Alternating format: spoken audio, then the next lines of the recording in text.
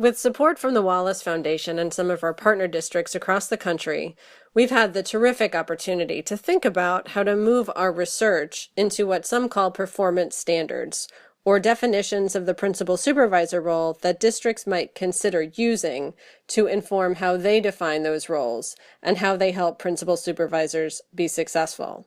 So I'll share with you our process for developing the standards and the reasons why we took certain process steps. Then I'll share the standards themselves and conclude by reviewing some challenges we faced in moving from research to standards and how we address those challenges to provide some additional context for why the standards look the way they do. Our development process had 3 phases. First, we started from the research to define what principal supervisors do. As I reviewed in the first part of this presentation, we wanted to use empirical research that detailed what principal supervisors actually do that researchers have associated with principals' growth as instructional leaders, and studies that used rigorous methods. At the time of producing the standards, our studies happened to be the only ones available that fit these criteria. Other research on principals' learning supports our findings, so we consider this research base more robust than only 2 studies. We also turned to research to help us define levels at which principal supervisors might engage in those practices. We find some performance rubrics are fairly loose in their definitions of novice to expert practice, but strands of sociocultural learning theory in particular provide measurable definitions of different levels of novice to expert practice. So we like the definitions from sociocultural learning theory because they were fairly precise and measurable. They also come from volumes of studies across various arenas, so they're quite robust and relevant across settings. We've used them in our own research to measure change, so they're research-based in that respect as well. We also like them because they capture a trajectory of learning. Stages of development researchers have found people pass through on their way to mastery in different areas. We think the emphasis on principal supervisors' growth is important, since principal supervisors have challenging jobs, and we find that the best ones learn their way into those roles in ways well captured by the learning theory we used for our standards development. So we consulted extensively with research, but then we turned to practitioners to explore such key questions as, are we getting the standards right? Is the wording clear? Are we missing something? Our practitioners included a panel of experts from districts across the country.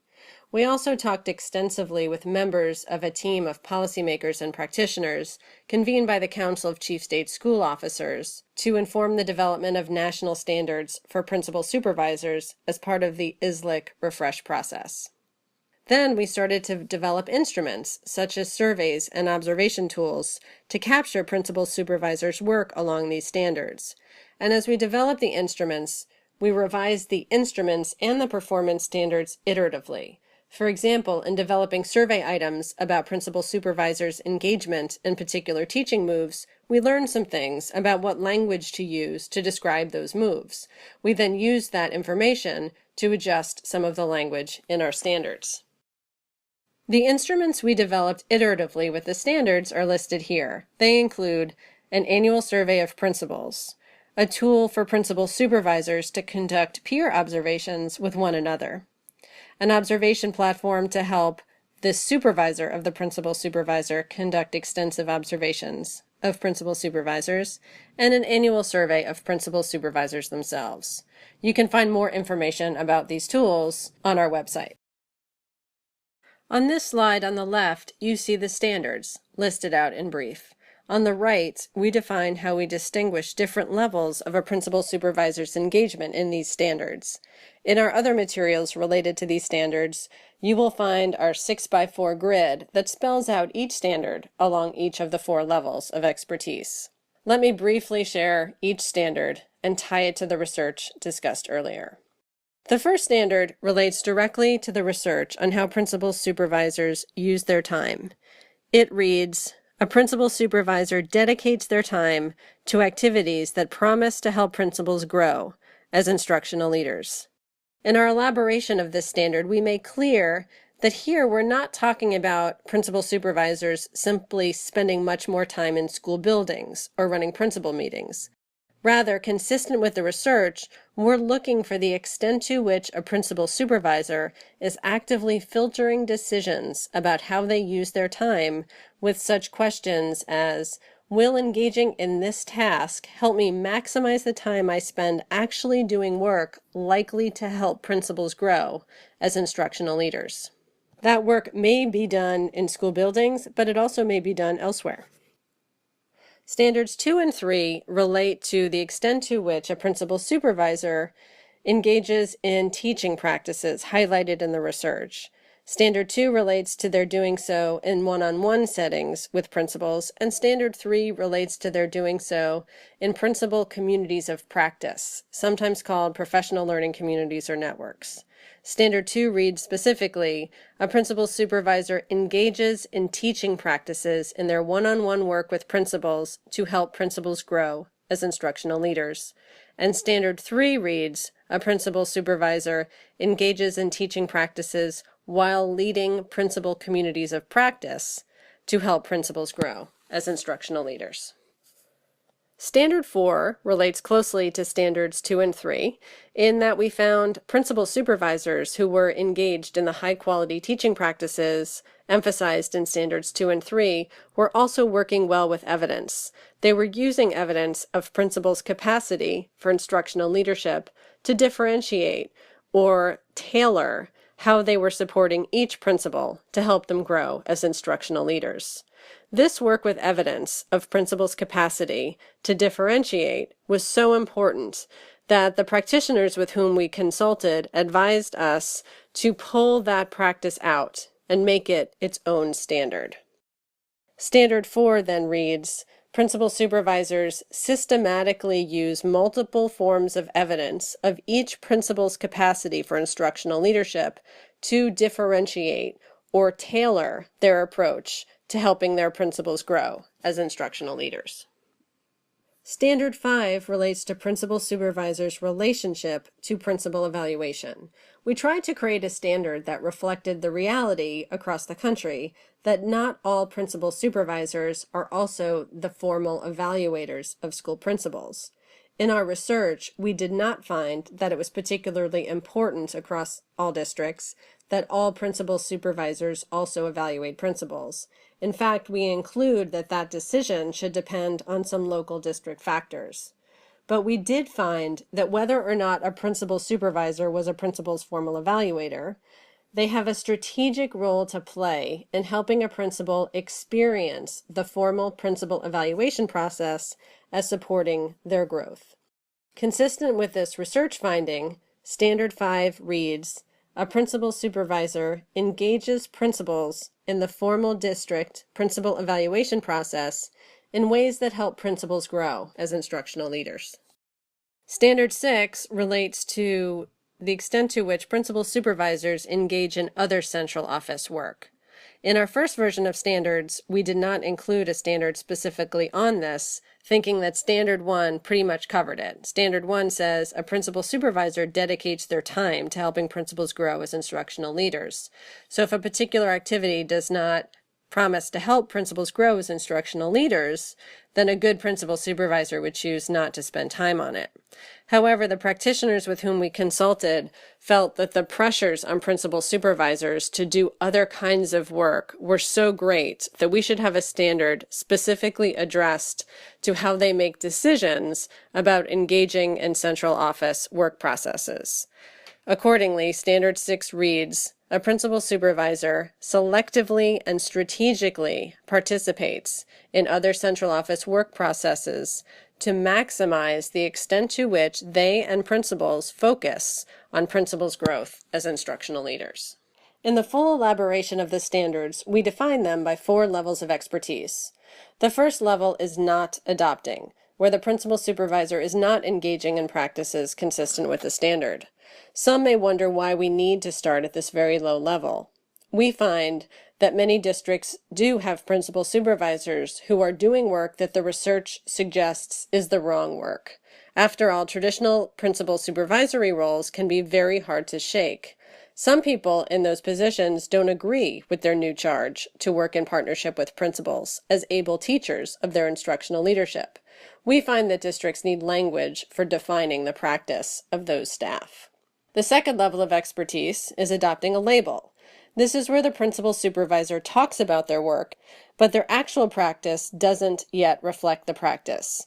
We have found this distinction extremely useful in our district partnerships, where often how principal supervisors talk about their work shifts in ways consistent with the standards before their actual behavior does. In other words, their talk shifts, but their behavior doesn't, or it lags behind. This standard captures that common dynamic.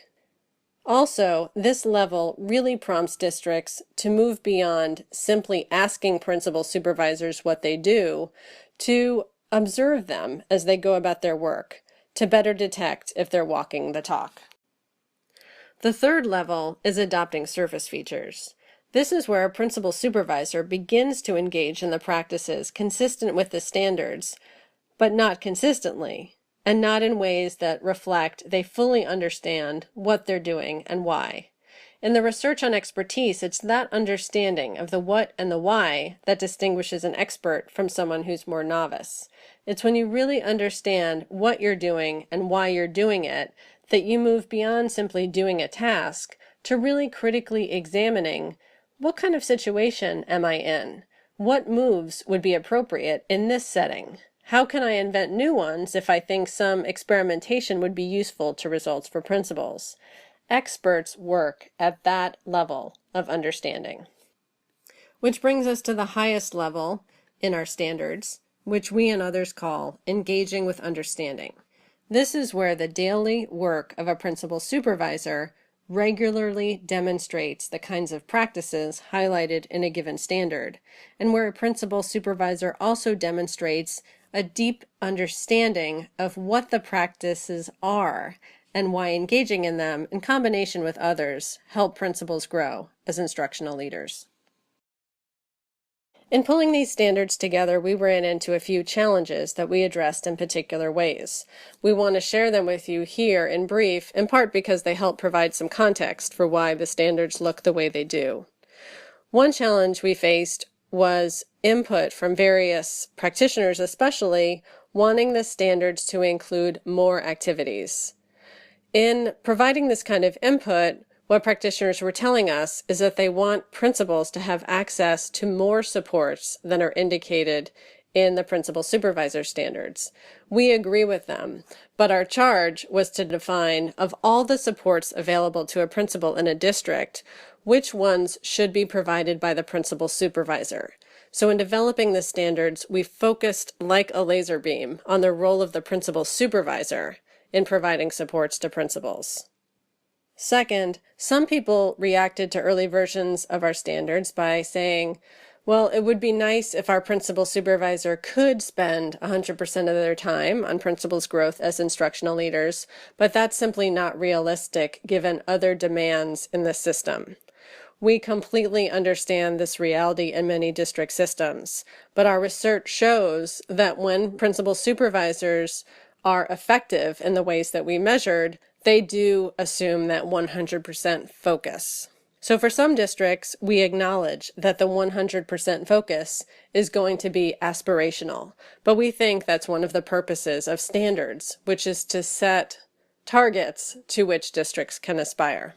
A third challenge we faced was how to talk about the fact that these standards come from research on principal supervisors who were working within particular district contexts. Really, our findings were that when principal supervisors engage in particular practices highlighted in our standards, in the context of districts transforming their central offices for better performance, then you get some of the results for principals that we detected in our research. We think it's extremely important for districts to understand that principal supervisors are not likely to be successful in helping principals grow as instructional leaders just by engaging in the practices highlighted in these standards. Central offices will also need to shift how different functions go about their work to help principal supervisors realize the success we found in our research. We don't address this challenge in the standards themselves, but as we've built out instruments to help districts measure the performance of principal supervisors, we take the reality of the quality of the rest of the central office's work into account. Thank you for taking the time to learn about the District Leadership Design Lab's Principal Supervisors Performance Standards.